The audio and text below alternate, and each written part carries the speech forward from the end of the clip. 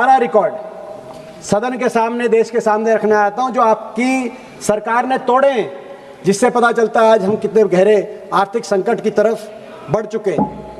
मुझे याद है आज से 12-13 साल पहले इसी सदन में उस समय की नेता विपक्ष आदरणीय जो हमारे प्रदेश से आती थी, जिनका मैं बहुत सम्मान करता हूं, सुषमा स्वराज जी, यही नेता विपक्ष के रूप में उन्होंने एक वक्तव्य दिया था और उनकी बात से मैं सहमत भी हूं।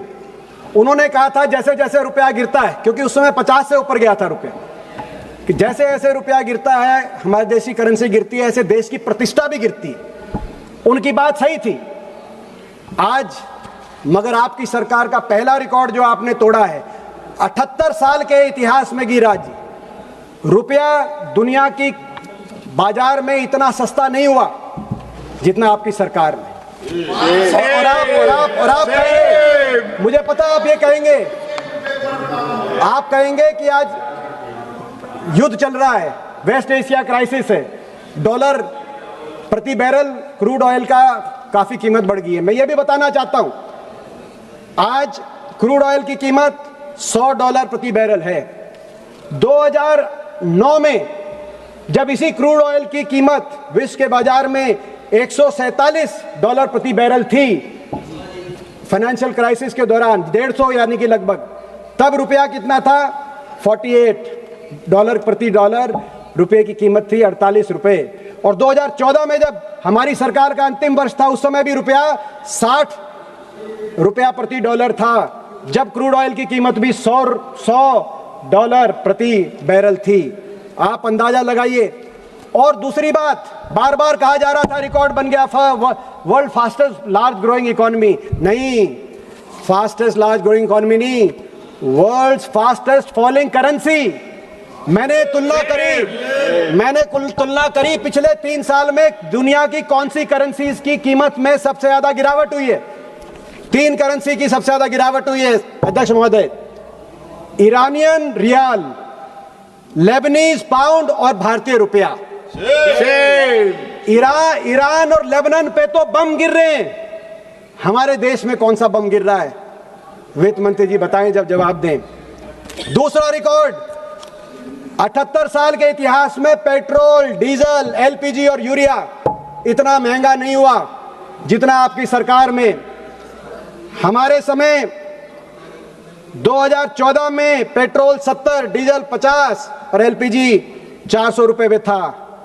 आज पेट्रोल 96, डीजल 88 और एलपीजी 913 रुपए पे है। और ये तब था जब क्रूड ऑयल, कच्चे तेल का भाव $100 से $150 तक हमने सामना कर रहे थे।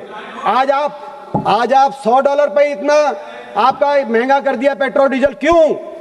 आज टैक्सेशन से जुड़ी बात है, मैं वो भी खोल के बता दूं। हमारे समय पेट्रोल पे एक्साइज ड्यूटी कितनी थी? प्रत्येक लीटर में जनता से 9 रुपए पेट्रोल की एक्साइज ड्यूटी वसूली जाती थी, 9 रुपए का टैक्स लगाया जाता था। डीजल पे 3.5 रुपए का टैक्स लगाया जाता था। और आज प्रत्येक लीटर पेट्रोल पर आप 23 रुपए पेट्रोल और 21 रुपए डीजल पे, जो हम 3 रुपए डीजल पे लेते थे टैक्स प्रत्येक लीटर, आप 21 रुपए डीजल ले रहे हैं। आपको शर्म आनी चाहिए। एक और रिकॉर्ड जो बना है आपकी सरकार में, 78 साल का गरीब और अमीर का में जितना अंतर है, इनइक्वालिटी का रिकॉर्ड बन गया। ऑक्सफैम की जो रिपोर्ट आई, यूनाइटेड नेशंस द्वारा प्रकाशित की गई, आज हिंदुस्तान के 1% सबसे अमीर नागरिकों के हाथ में देश की 40% संपत्ति और देश की 65% आय, और हिंदुस्तान के निचले पायदान पर खड़े हुए 50% नागरिक जो किसान हैं, मजदूर हैं, गरीब हैं, उनके पास देश की केवल 3% संपत्ति रह गई। 78 साल का गरीब अमीर का रिकॉर्ड बन। और ये रिकॉर्ड क्यों बना? आपकी गलत आर्थिक नीतियों की वजह से। हमारे समय माफ होता था, किसान का कर्जा माफ होता था। आपके समय क्या हुआ? आपने राइट ऑफ किए, लगभग 16 लाख करोड़ के कॉर्पोरेट राइट ऑफ आपने कर दिया, कॉर्पोरेट्स का माफ कर दिया। आज इसी सत्र में आपके एक मंत्री ने जवाब दिया सदन में एक प्रश्न के उत्तर में किसान पे 32 लाख करोड़ का आज कर्जा खड़ा है देश के, लेकिन आपके पास किसान का 1 रुपया भी माफ करने की कोई स्कीम नहीं है। और आपने बिना स्कीम के कॉर्पोरेट्स के 16 लाख करोड़ माफ कर दिए। ये आपकी सरकार की हकीकत है।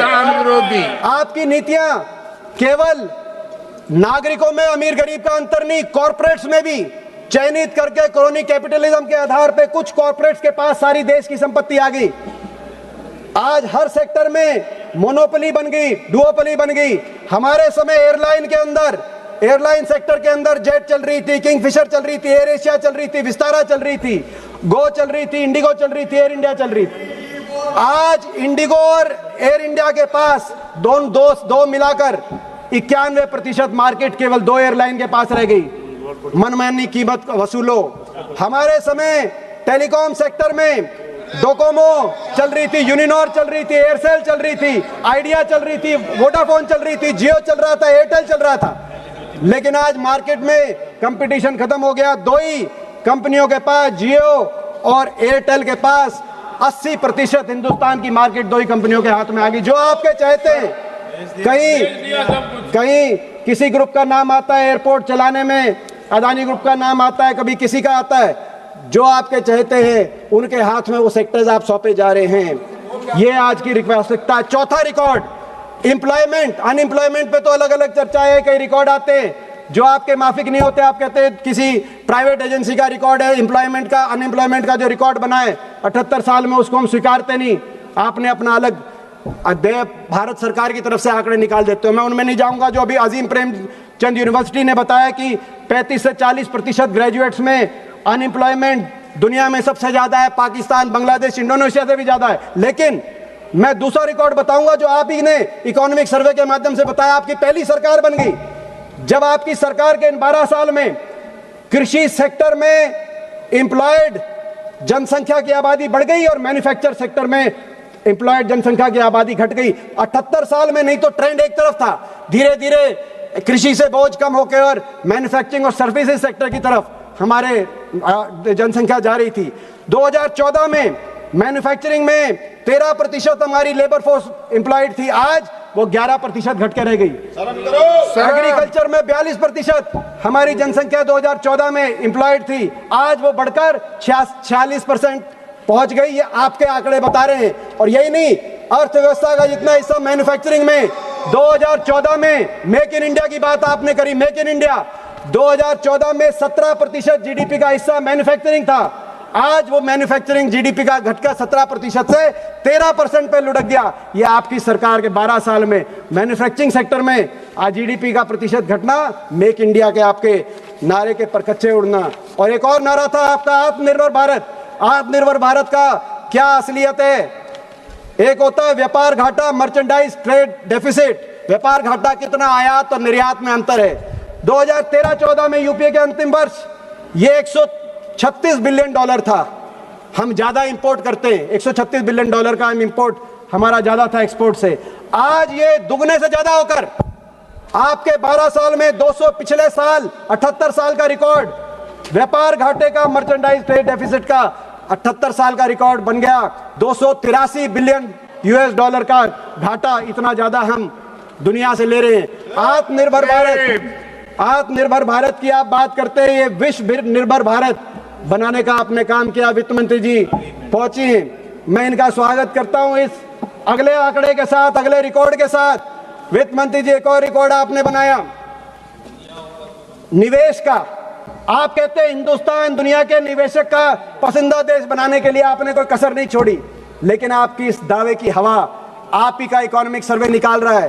पिछले वर्ष में एक रिकॉर्ड बना, 2 तरह के निवेश का रिकॉर्ड। एक तो फॉरेन पोर्टफोलियो इन्वेस्टर्स, जो दुनिया का निवेशक हिंदुस्तान के मार्केट के अंदर निवेश कर रहा है।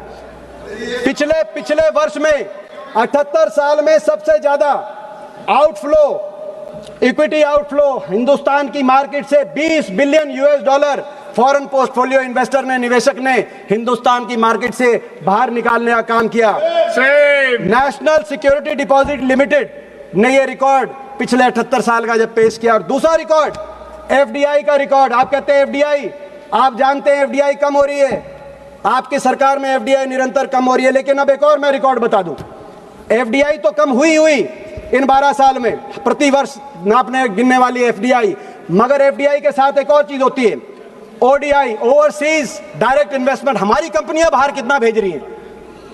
इस वर्ष पहली मर्तबा यह हुआ है कि FDI, net FDI is equal to net ODI. हमने 29.1 बिलियन डॉलर की तो एफडीआई आई देश में, लेकिन 29.2 बिलियन डॉलर की ओडीआई, मतलब हमारी कंपनियां बाहर ले गई। निवेश की बजाय हमारी कंपनियां आपकी अर्थव्यवस्था में विश्वास नहीं व्यक्त कर रही हो, बाहर कैपिटल को लेके जा रही हैं।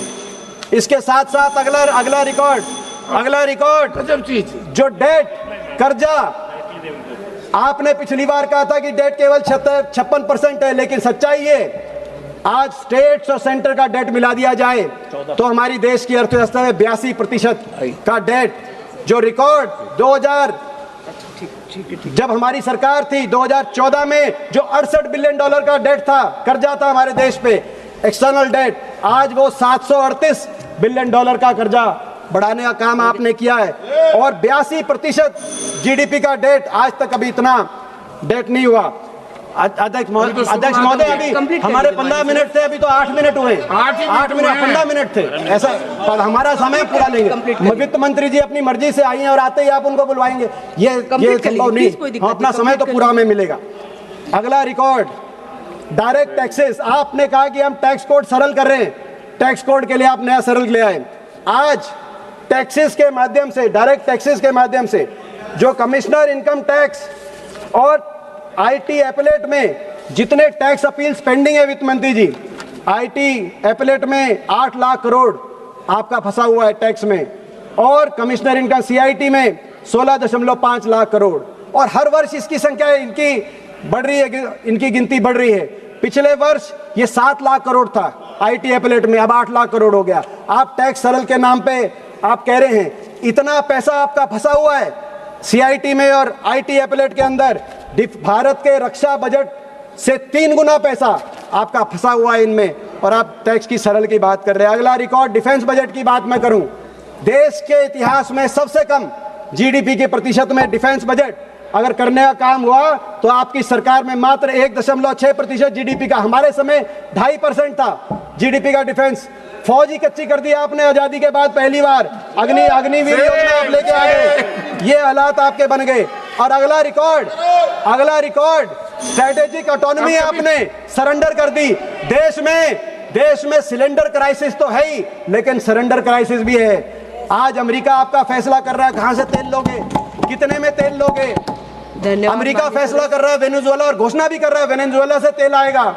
अमेरिका फैसला कर रहा है सीज फायर कब होगा। वित्त मंत्री जी आप क्या करें, देश में आजादी से पहले 5 बजे बजट पेश होता था, क्योंकि ग्रेट ब्रिटेन के लोग 5 बजे जाग जाते थे।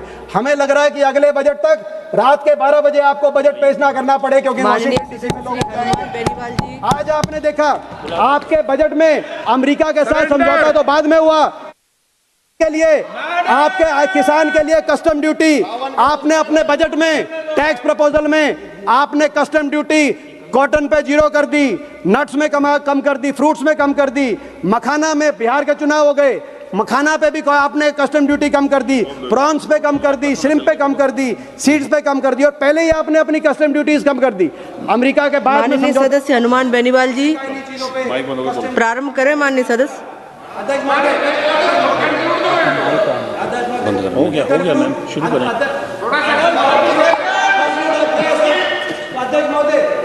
रिकॉर्ड में नहीं बैठ हूँ। माननीय सदस्य प्लीज चलो एक मिनट चलेगी पूरी। करा दो सभापति जी, करा दो रिकॉर्ड तो करा दो। ये हमारे साथ नहीं खड़े होते, नहीं तो कंक्लूड करते हैं अपने प्रदेश की एक बात रखते हुए। अभी एक माइक तो चला, रिकॉर्ड बहुत और भी थे, लेकिन कंक्लूड अपने प्रदेश की बात रखते हुए कंक्लूड करते हैं।